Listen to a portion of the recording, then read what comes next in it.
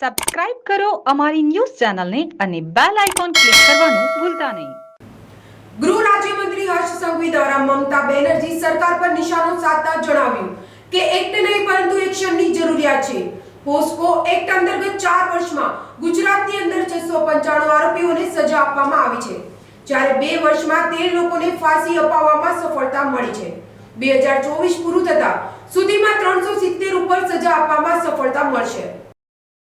રાષ્ટ્રની દીકરીઓ, માતાઓ અને બહેનો દરેક રાજ્યમાં, દરેક રાજ્ય સરકારની આ તમામ માતા બહેનો અને દીકરીની સુરક્ષા એ આપણી સૌની જવાબદારી છે. હું જરૂરથી એવું માનું છું કે કોઈ બી રાજ્યમાં મહિલાઓને, દીકરીઓ પર એક બી એવા કિસ્સા દુષ્કર્મના ના જ બનવા જોઈએ. પરંતુ અગર કોઈ જગ્યા પર આ પ્રકારની ઘટના બને તો એની ઉપર રાજનીતિ બી ના જ થવી જોઈએ. ખાસ કરીને છેલ્લા અનેક વર્ષોથી દેશના લોકપ્રિય પ્રધાનમંત્રી આદરણીય શ્રી નરેન્દ્રભાઈ મોદીજીના માર્ગદર્શનમાં દેશભરમાં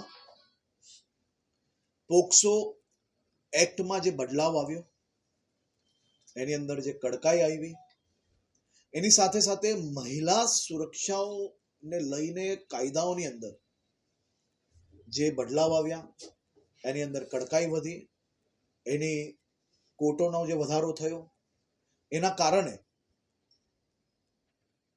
મહિલાઓને ન્યાય અપાવવું એ વધુ સરળ અને વધુ મજબૂતાઈથી એ લોકોને ન્યાય અપાવવાની ક્યાંક ને ક્યાંક દિશા મોકલી થઈ.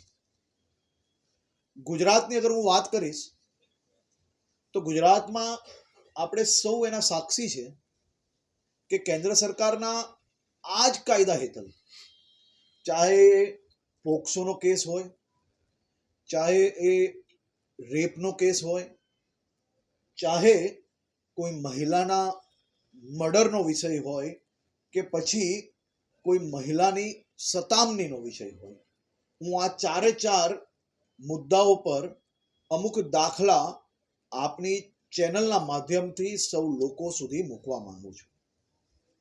ગુજરાતમાં એવા અનેક દાખલા છે કે જે 10 દિવસમાં ચાર્જશીટ, 14 દિવસમાં ચાર્જશીટ, 13 દિવસમાં ચાર્જશીટ, 1.5 મહિનામાં ચાર્જશીટ, 16 દિવસમાં ચાર્જશીટ. ઘટના બનવાને 10 દિવસમાં ચાર્જશીટ થાય, 52 દિવસમાં આરોપીને ફાંસીની સજા સંભળાવવામાં આવે. પોક્સો એક્ટ જે આપણો છે એ પોક્સો એક્ટ અંતર્ગત જ બધા જ રાજ્ય પાસે આ કાયદો અવેલેબલ છે. કેન્દ્ર સરકારનો આ કાયદો છે. એના માટે માત્ર ને માત્ર મહેનતની જરૂર છે.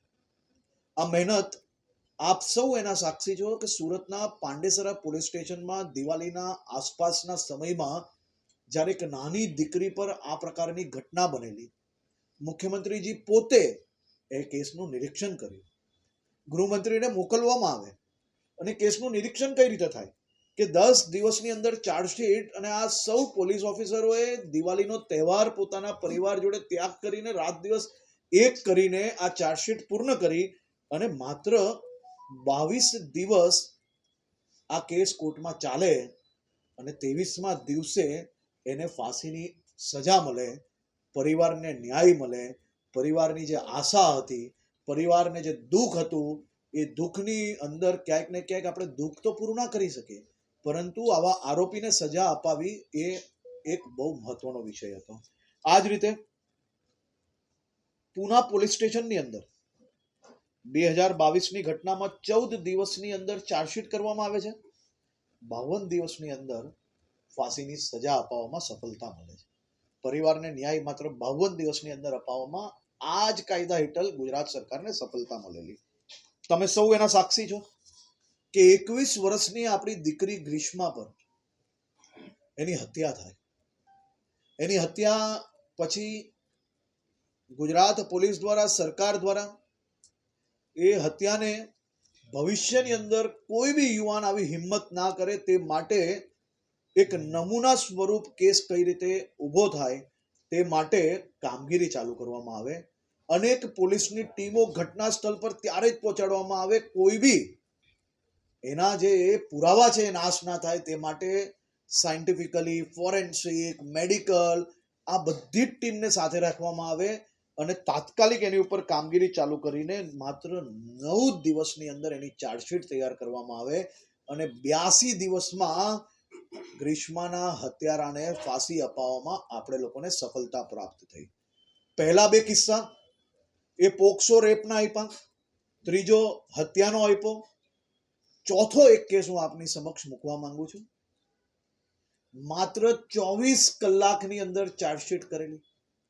ભાવનગરના રેપના કેસમાં 24 કલાકમાં ચાર્જશીટ કરવામાં આવે છે અને ગણતરીના દિવસોમાં આ કેસની અંદર સૌ ગુનેગારોને આજીવન કેદની સજા અપાવવામાં ગુજરાત પોલીસને સફળતા મળે છે. આપણે સૌ જાણીએ છીએ કે માત્ર રેપ, પોક્સો, મર્ડર સિવાયની ઘટનાઓ બી મહિલાઓ જોડે ઘણીવાર બનતી હોય છે. એની સતામણી, પીછો કરવો, ખરાબ ઈશારાઓ કરવા. માત્ર રેપ, પોક્સો અને મર્ડરમાં જ નહીં, પરંતુ ગુજરાતની અંદર મહિલાઓને સતામણીની અંદર બી આપણે ખૂબ મોટી સફળતા એ લોકોને સજા આપવા. જમના ન્યૂઝ સુરત.